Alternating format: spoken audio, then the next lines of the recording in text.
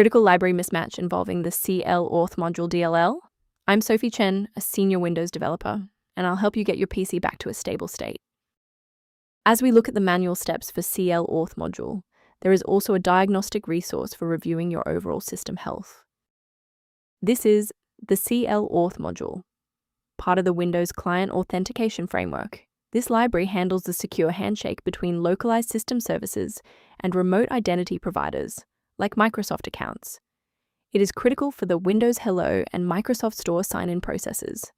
Corruption in Clauth.dll leads to the Microsoft Store being unable to authorize app downloads, often reporting a 0x800-70422 or authentication service unavailable error.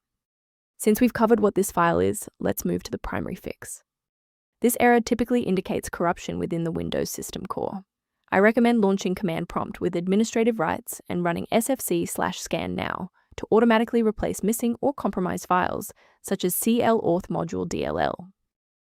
Should the reinstallation fall short, the next step in our protocol is to validate the integrity of your system's startup environment. A standard reboot clears out temporary memory conflicts and gives the Windows loader another chance to properly register the CL Auth module component during startup. Before you restart, bookmark this video or hit the like button. It makes it much easier to find this tutorial in your history so you can pick up exactly where we left off. With the reboot complete, check your status. If you're still seeing that error, here is the next phase of the fix. Remember, you can pause the video at any time. If those core system files are still missing after the restart, we'll use DISM to pull fresh copies from the cloud. First, open Command Prompt as admin. Second, you're going to type DISM /online /cleanup image /restore health, then hit enter. Why are we doing this?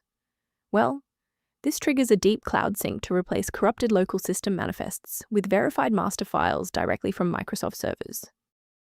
Before you proceed, let's touch on the essential safety standards for handling shared library files. Ensure your personal information remains secure by avoiding third-party mirrors for CL Auth module DLL that lack the verification found in official system repair protocols. For a reliable way to monitor these specific library interactions, I've included a professional resource link in the description. If registry organization or initialization timing is a concern, the diagnostic information below references CL Auth module management. I'm Sophie Chen. If this guide resolved the DLL error preventing CL Auth module from launching, please subscribe for more verified engineering fixes.